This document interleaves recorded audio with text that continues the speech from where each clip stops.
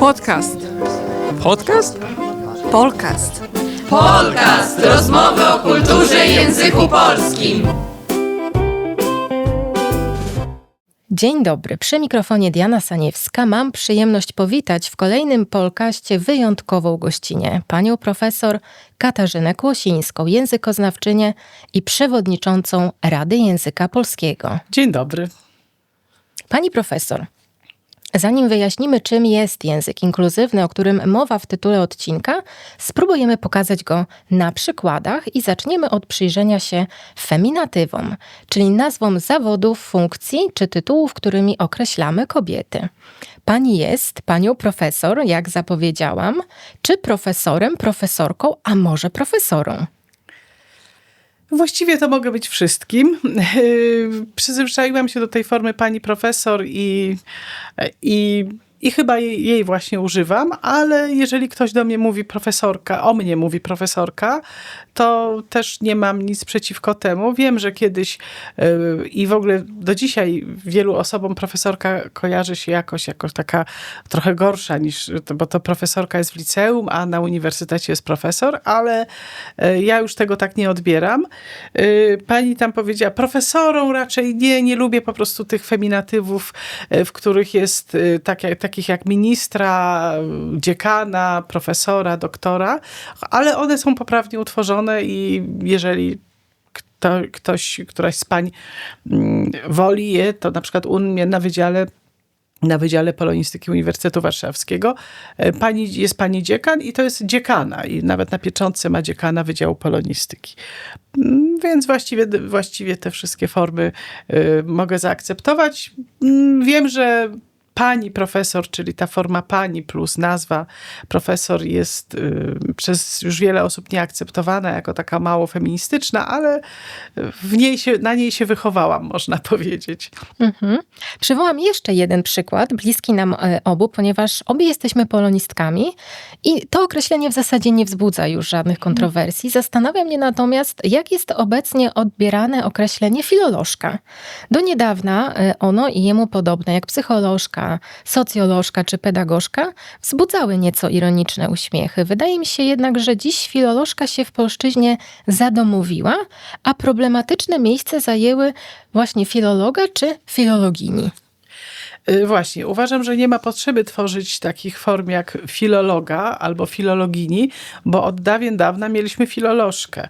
I te nazwy żeńskie tworzymy najczęściej przez dodanie przyrostka K. No więc jak jest lekarz, lekarka, nauczyciel, nauczycielka i tak dalej, no to jest filolog, filolożka. Tutaj to G się wymienia na ży, stąd dlatego jest tam oszka, a nie nie dałoby się powiedzieć filologka, prawda? Dlatego tu jest ta wymiana.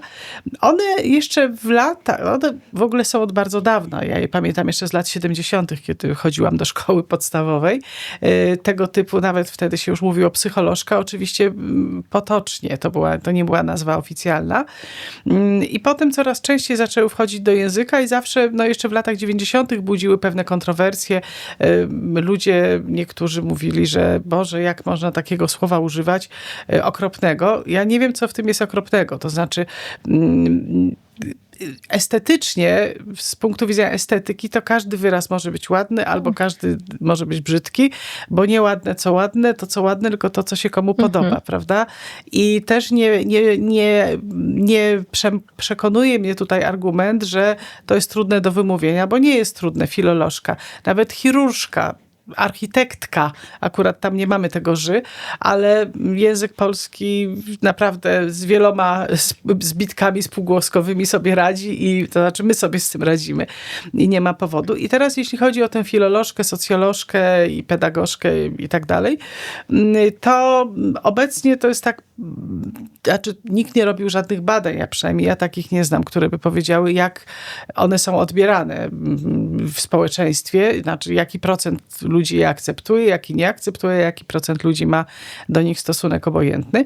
Ale pamiętam, że kiedy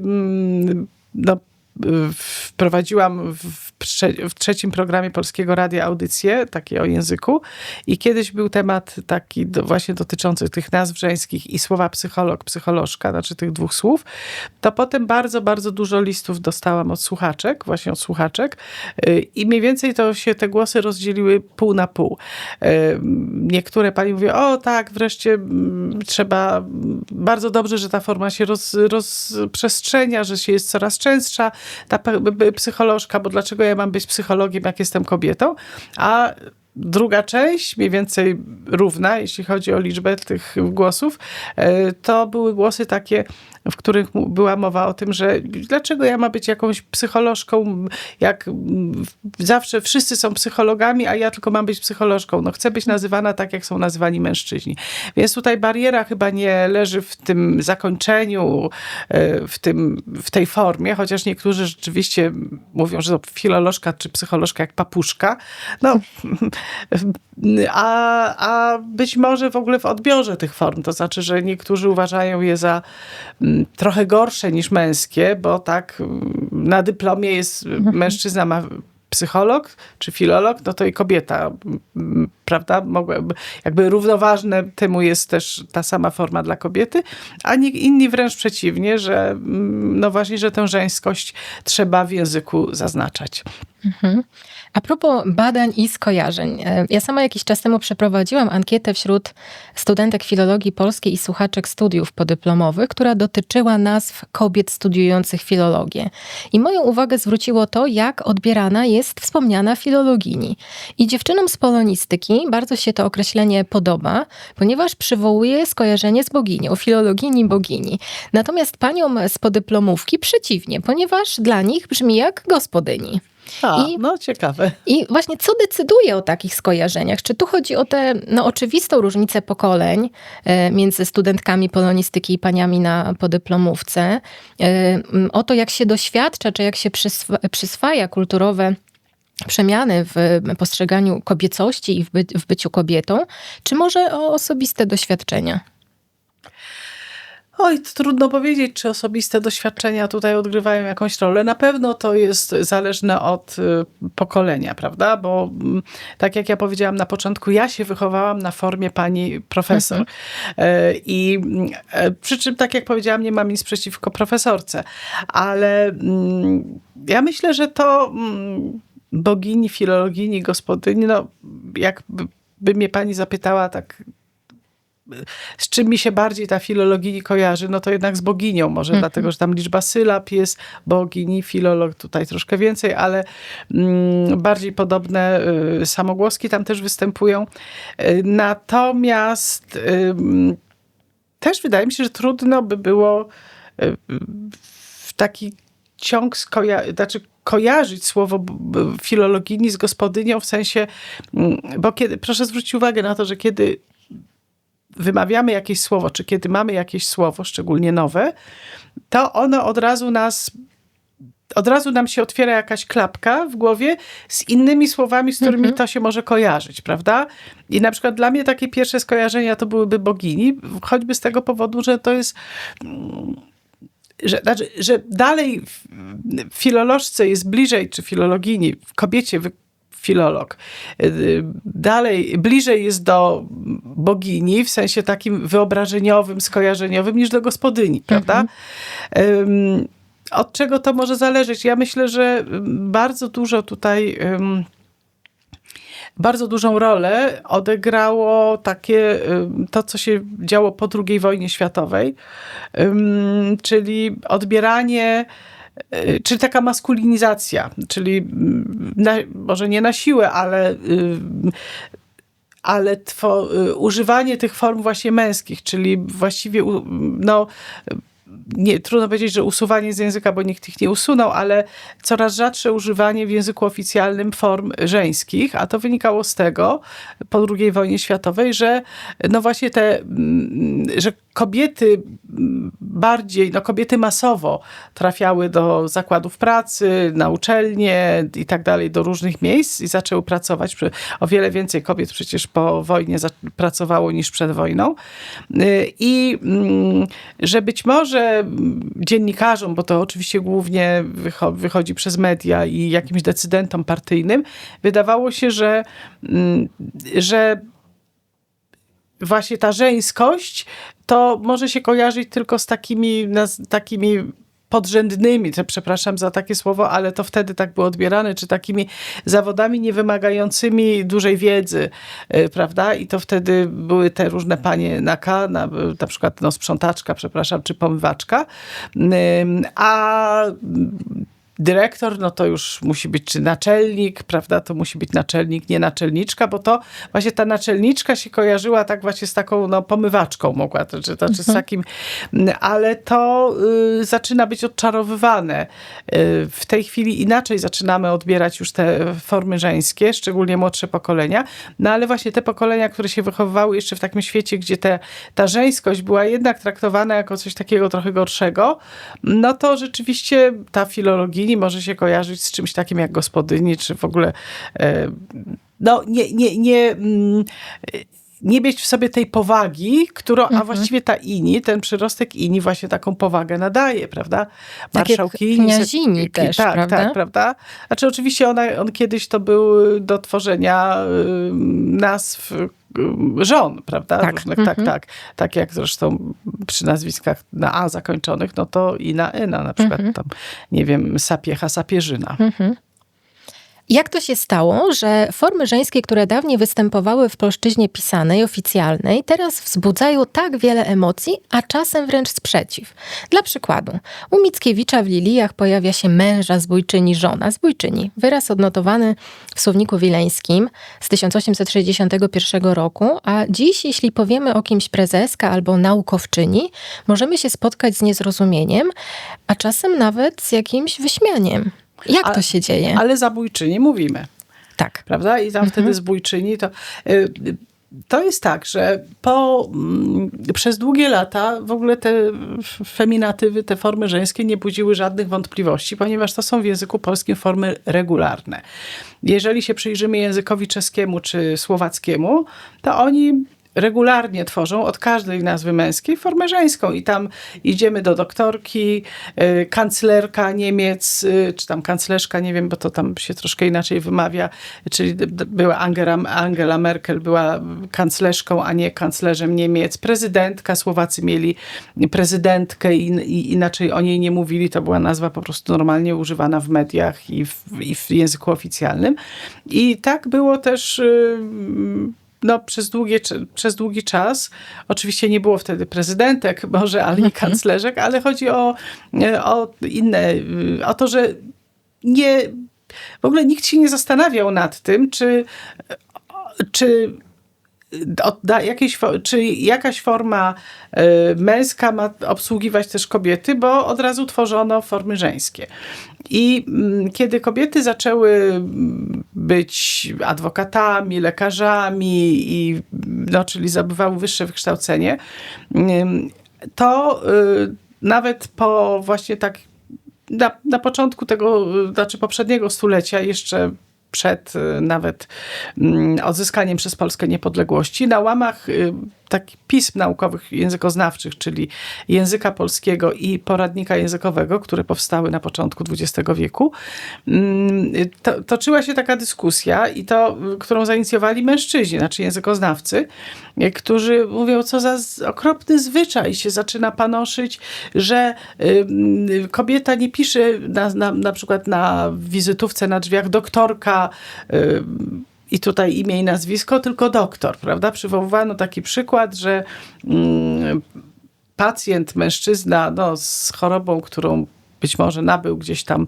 na wojnie i w innych, czy w takich sytuacjach, kiedy wiadomo, których należałoby się wstydzić, może tak, poszedł do dermatologa, zobaczył na wizytówce na budynku, że jest doktor M, na przykład M i dalej jakieś nazwisko, nie wiem, Nowak na przykład, a tam chodziło o jakieś inne nazwisko, no to poszedł i nagle otwiera mu kobieta. I oczywiście był zawstydzony i uciekł, no bo spodziewał się mężczyzny. I tam wtedy były takie, wtedy właśnie było odwrotnie niż teraz, to znaczy zaczynały się pojawiać tendencje do nieużywania tych form, nietworzenia i nieużywania tych form żeńskich, ale to właściwie można powiedzieć, wszyscy, może nie wszyscy, ale było bardzo dużo głosów za tym, żeby jednak te formy żeńskie utrzymać, bo to jest po prostu normalne dla naszego języka. I wtedy nawet nikt nie myślał o tym, czy kobiety są bardziej widoczne w tym języku, czy jakaś równość panuje, czy nie, tylko po prostu systemowo. No po prostu tak się tworzy wyrazy i tak właśnie te wyrazy chcemy tworzyć. Jeżeli nazwę miejsca tworzymy za pomocą na przykład przyrostka arnia, czyli kwiaciarnia, kawiarnia, nie wiem, rupieciarnia, to nazwę żeńską tworzymy za pomocą K na przykład. Tu akurat najczęstszy jest ten K. I dopiero tak jak powiedziałam, no po tej II wojnie taka się, być może była potrzeba zerwania z takim zwyczajem przedwojennym, kiedy to jakieś te klasy społeczne, które były jakoś tam tępione po wojnie, posługiwały się tymi formami, ale również, ja myślę, było coś takiego, że bardzo często, i to jest cały czas w języku potocznym, używa się właśnie tak, doktorka przyjechała, idź tam do tej profesorki i tak dalej, i tak dalej. I te formy zakończone na K, na przykład doktorka, mogły być kojarzone z takimi formami ludowymi. To znaczy na wieś, jak tam lekarka przyszła do tego, no to doktorka przyszła i być może one zaczęły być odbierane jako takie formy właśnie gorsze, bo należące do języka potocznego, chociaż wcale tak nie było. No i po wojnie właśnie tak to zaczęło powoli zanikać, czy może nie tyle zanikać, co coraz mniej być używane w języku takim oficjalnym, ale teraz wraca. A to zerknijmy trochę do współczesności. Pani współtworzy też Obserwatorium Językowe Uniwersytetu Warszawskiego. To takie miejsce w sieci, w którym odnotowywane są najnowsze polskie wyrazy. Znajdą się tam też osobliwe określenia kobiet? Tak, dlatego, że tam są różne nowe wyrazy, które my wychwytujemy. Tutaj nasz zespół kilkuosobowy. Ja pozwolę sobie od razu podać adres obserwatorium, bo tam mogą być pewne kłopoty ze znalezieniem właściwej strony. To jest www. I dalej jest obserwatorium językowe, czyli tak jak obserwatorium językowe.uw, czyli Uniwersytet Warszawski.edu.pl. Czyli musi być ta nazwa obserwatorium językowe, czy językowe w adresie. Tak, inaczej mówiąc, my tam notujemy wyrazy, które są rzeczywiście nowe i nie wiadomo, czy one oczywiście zostaną, czy nie zostaną w języku. Tak staramy się złapać taką stop-klatkę i takie rzeczywiście są słowa jak na przykład smartfonistka, prawda? To ono jest takie trochę żartobliwe, bo tak jak harfistka, czy wiolonczelistka. Właśnie od razu jak ja zobaczyłam tę smartfonistkę, to mi się z tą wiolonczelistką skojarzyła. I właściwie nawet do dzisiaj, jak tak słyszę to słowo albo patrzę na jak jest napisane, to wyobrażenie mam wiolonczelistki. Wiolonczeli, a to smartfonistka. Tak, no tam jest dużo takich też nazw żeńskich, które... Znaczy w ogóle w tej chwili można powiedzieć, że nazwy... że regularnie, jak już mamy nowy wyraz, to regularnie od niego ludzie tworzą od razu nazwy żeńskie. I na przykład, nie wiem, kotocholik, czy psocholik jest. No i od razu psocholiczka, kotocholiczka, prawda? I tak dalej, i tak dalej. To, o czym do tej pory mówiłyśmy, świadczy o tym, że potrzebujemy feminatywów.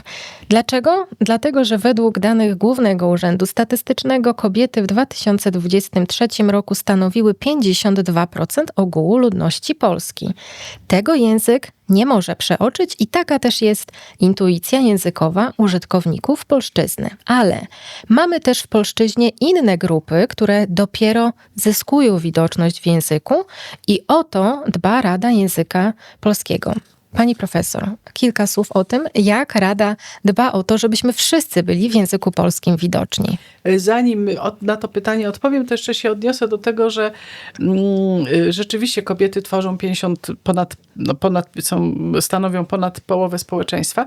Natomiast też nie jest tak, że wszystkie kobiety potrzebują tych form żeńskich, wręcz przeciwnie. No ja bym powiedziała, że tutaj stosunek do tych form żeńskich jest takim znowu jednym z elementów, które są osią podziału w Polsce, no nie tylko pewnie w Polsce, między taką konserwatywną częścią społeczeństwa, a taką no bardziej liberalną częścią społeczeństwa.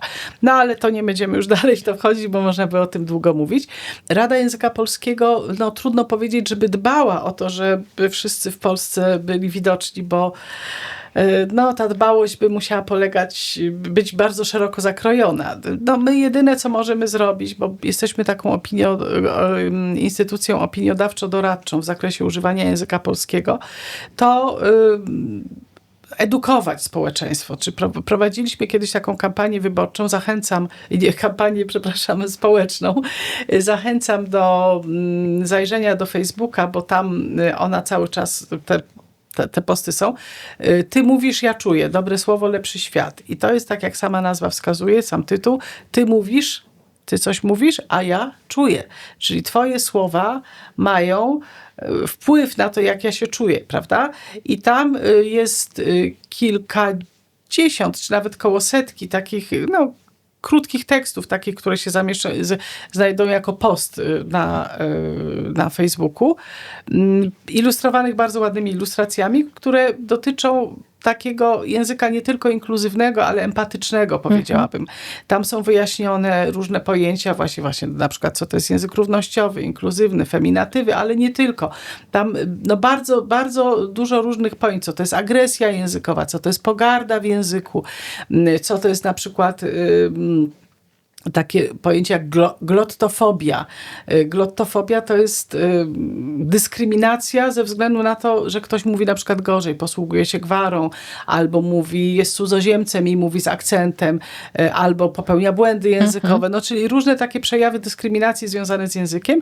I powstała z tego bardzo ładna publikacja i można ją pobrać bezpłatnie na stronach Rady Języka Polskiego, czyli rjp.pan, bo Rada jest częścią Polskiej Akademii Nauk, czyli rjp.pan.pl. Tam publikacja Ty mówisz, ja czuję, naprawdę polecam do wszystkich różnego rodzaju zajęć, nawet takich z młodzieżą, czy z osobami już mniej starszymi niż młodzież. Też Rada była partnerem kilku takich akcji, kampanii społecznych, czy to dotyczących chorób psychicznych, czy po prostu w ogóle zdrowia psychicznego, czy takiego dobrostanu psychicznego, bo to niekoniecznie muszą być choroby, prawda? Czy to dotyczących otyłości i tak dalej, takich różnych zjawisk, które bardzo często są obiektem czy powodem jakiejś dyskryminacji, czy choćby takiego, no, mówiąc potocznie, naśmiewania się,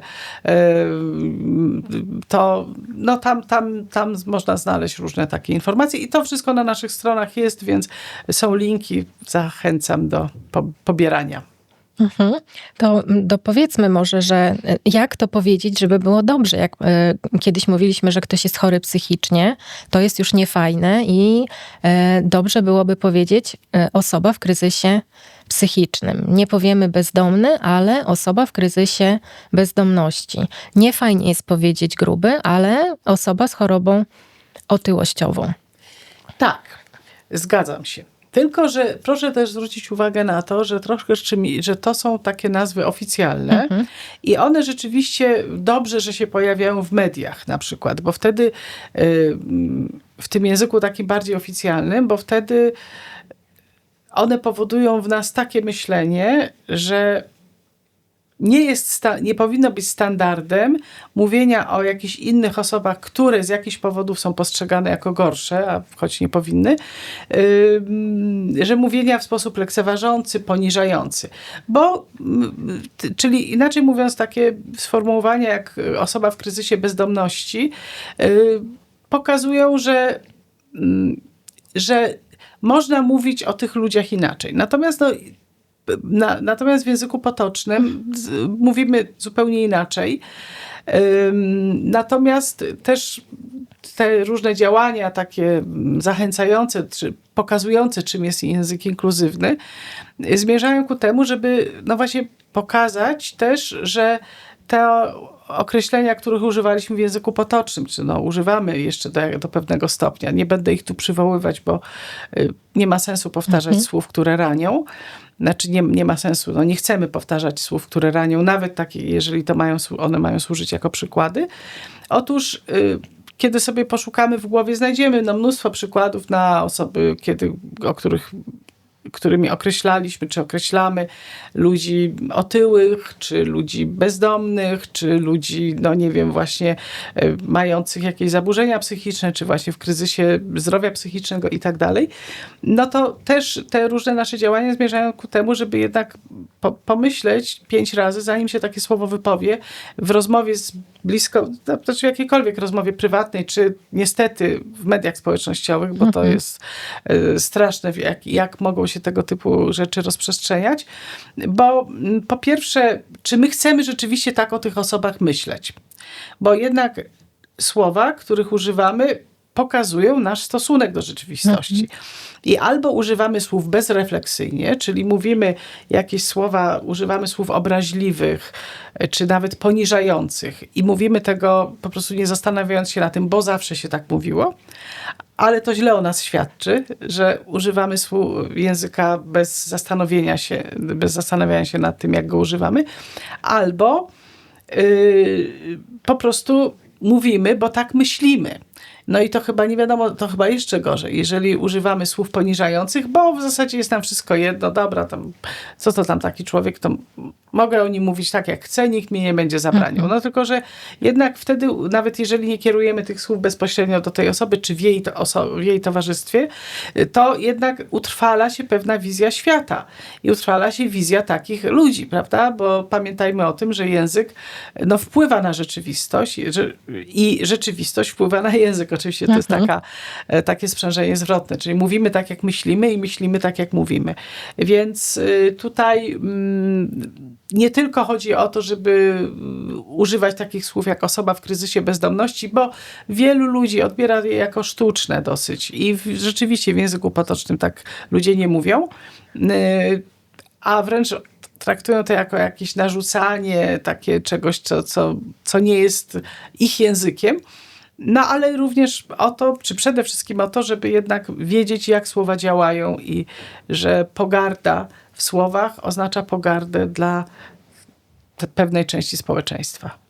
Myślę, że możemy już spróbować zdefiniować, czym język inkluzywny jest. Ja bym powiedziała, że jest to język wrażliwy na różnice, na różne wymiary naszej tożsamości, jak płeć, wiek, pochodzenie, kolor skóry, wygląd, status rodzinny, status społeczny, stan zdrowia, poziom sprawności, religia i w zasadzie wszystko to, co tworzy naszą tożsamość. Taki język umożliwia komunikację bez uprzedzeń i stereotypów. Zamiast wykluczenia proponuje włączenie, dlatego mówimy, że jest to język włączający. Mam wrażenie, że taki język po prostu wyraża życzliwość wobec drugiego człowieka. I w tej szerokiej kategorii mamy jeszcze język neutralny płciowo i język niebinarny. Co one z kolei wnoszą do dzisiejszej polszczyzny? To jeszcze odniosę się do tego, o czym pani przed chwilą powiedziała. Ten język inkluzywny, włączający, jeszcze jest ważny bardzo aspekt tego, a mianowicie, że jak się przyjrzymy naszemu językowi potocznemu, bo właśnie nie mówię teraz o tych oficjalnych określeniach, tylko o języku potocznym. I tak niech każdy sobie zrobi rachunek sumienia i zobaczy, jak mówił, czy w jego środowisku, jak się mówi o osobach na przykład otyłych albo bardzo chudych, szczupłych, prawda? Albo o osobach nadmiernie inteligentnych, jakiś jajogłowy i jeszcze gorsze rzeczy, a z drugiej strony o osobach, które się odbiera jako mniej inteligentne. No to tych określeń mamy mnóstwo, czyli tych inwektyw, tych słów, które... I teraz, kiedy się spojrzy na świat, na naszą rzeczywistość społeczną z punktu widzenia języka potocznego, to się okazuje, że wszystko, co odbiega od normy, to znaczy takiej normy, którą my postrzegamy jako normę, to jest złe. I w górę, i w dół, prawda? I tu chodzi też o włączanie tych ludzi, które z jakichś powodów są inne niż my byśmy chcieli, żeby były, żeby włączać ich w ten taki język neutralny. To znaczy, żeby nie używać określeń właśnie jakichś obraźliwych, deprecjonujących, tylko zacząć myśleć o nich jako po prostu jednych z nas. I mało tego, ten właśnie język włączający, co jest jego bardzo ważną aspektem, jego bardzo ważnym aspektem, pokazuje, znaczy odzwierciedla świat taki, jakim jest, to znaczy pokazuje różnorodność. Bo jeżeli wszyscy grubsi od tego, jak ja sobie wyobrażam, że powinien człowiek wyglądać i wszyscy chudsi od tego są źli, już tak mówiąc ogólnie, są negatywnie postrzegani i są obiektem kpin, to ten język, ten świat jest złożony tylko z ludzi szczupłych, tak w miarę sprawnych umysłowo, sprawnych fizycznie, białych, pewnie chrześcijan, seksualnych i mężczyzn. I mężczyzn, tak, prawda? No więc ta inkluzywność pokazuje, że wszyscy są włączani przez język do naszego jakby życia społecznego. Natomiast jeśli chodzi o ten język neutralny płciowo czy niebinarny, tutaj chodzi o to, że jak wykazują badania, w Polsce żyje około 150 000, czyli to jest jedno sporej wielkości miasto, 150 000 osób, które mają tożsamość płciową inną niż, albo tożsamość seksualną inną niż tą, którą dostali przy urodzeniu, czyli tą, która uzewnętrznia się w jego ciele, w ciele takiej osoby. I tam bardzo dużo jest, powiedziałabym, odmian tych różnych właśnie niezgodności, ale oczywiście nigdy nie było, w ogóle nikt o tym kiedyś nie słyszał. A jak słyszał, to właśnie kpiąco, babochłop na przykład się mówiło, jeśli chodzi albo facet, taka panienka, prawda? Czyli jak jest niezgodność, babochłop, prawda? Kobieta, ale wyglądająca jak mężczyzna. Panienka, czyli mężczyzna wyglądający jak kobieta. Czyli tutaj te nazwy pozwalają nam uchwycić tę odmienność. I tutaj, po pierwsze chodzi o to, żeby wiedzieć żeby w ogóle zdawać sobie sprawy z tego zjawiska i zamiast takiego babochłop myśleć w ogóle o takiej kobiecie na przykład inaczej, że ona tam jest bardziej mężczyzną niż kobietą w swoim ciele, różne tam mogą być sytuacje, ale chodzi też również o to, jak te osoby mają o sobie mówić, jeżeli nie czują się ani kobietą, ani mężczyzną na przykład, prawda? I tutaj jest bardzo dużo różnych prób, z których powiedziałabym, że najbardziej zgodną z systemem języka polskiego jest używanie form rodzaju nijakiego, który w tym środowisku osób niebinarnych jest nazywany rodzajem neutralnym, a więc tego rodzaju, powiedziałabym, neutralnego, czyli właśnie zrobiłam, pisałam, zrobiłoś, pisałoś dla czasowników, bo to są formy, tak jak powiedziałam, zgodne z systemem i na przykład właśnie w bajkach dziecięcych się zdarzają takie sytuacje, właśnie słoneczko mówi, a dzisiaj wstałam uśmiechnięte i świeciłam tam przez tyle i tyle godzin. Czyli to jest, jeśli chodzi o czasowniki. Gorzej jest z rzeczownikami. Tutaj są próby tworzenia takich form, na przykład typu aktywiszcze, nauczyciele, aktorze, ale one jednak się wydają, powiem tak okrutnie, dziwne, czy wręcz takie nienaturalne, czy dziwaczne pewnej części społeczeństwa, bo ich nigdy w języku nie było. To są po prostu kompletnie nowe formy, kompletnie nowe wyrazy, czy nowe przyrostki nawet, tutaj to aktywiszcze. Są takie próby mówienia, na przykład osoba studencka, osoba profesorska, i to się sprawdza szczególnie w takich sytuacjach, kiedy piszemy, nie wiem, na jakiś ogólny mail albo o kimś, prawda? Osoby studenckie Uniwersytetu Warszawskiego dostały tam taką informację, że coś tam, prawda? Czy osoby aktorskie, osoby członkowskie, bo nawet łatwiej jest napisać osoby członkowskie niż członkowie i członkini, czy członkinie i członkowie. wiem, że to też budzi kontrowersje, no ale w ogóle wszystko, co nowe, to jest jeszcze, to takie, my jesteśmy tak jak inżynier Mamoń, wszyscy, że lubimy te piosenki, które już słyszeliśmy. No, trzeba się przyzwyczaić do pewnych form. Nie wiem, które zwyciężą. Wydaje mi się, że jeżeli miałyby któreś zwyciężyć, no to te czasowniki zakończone na o, znaczy z tą cząstką o, zrobiłam, pisałam, i formy, nie wiem, które tych rzeczowników, czy tak, typu aktywiszcze, tam jeszcze były próby aktywisto na przykład, czy nauczycielo, nie wiem. Być może te osoby jakieś tam, to jest takie najmniej zauważalne, o, tak bym powiedziała. Myślę, że nasza rozmowa pokazuje inkluzywny potencjał polszczyzny, która pozwala mówić w taki sposób, żeby respektować to, że jesteśmy różni i że to jest okej. Dzięki temu ja mogę być doktorem i panią doktor, i doktorą, i doktorką, a nawet doktoressą, co bardzo lubię.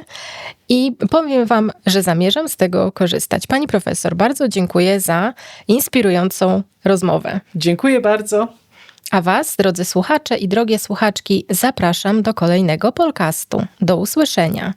Za tydzień Michał Citko ze swoją gościnią, panią profesor Gretą Komur-Tilła, będzie rozmawiał o tym, czy polski da się sprzedać i jaka jest jego cena.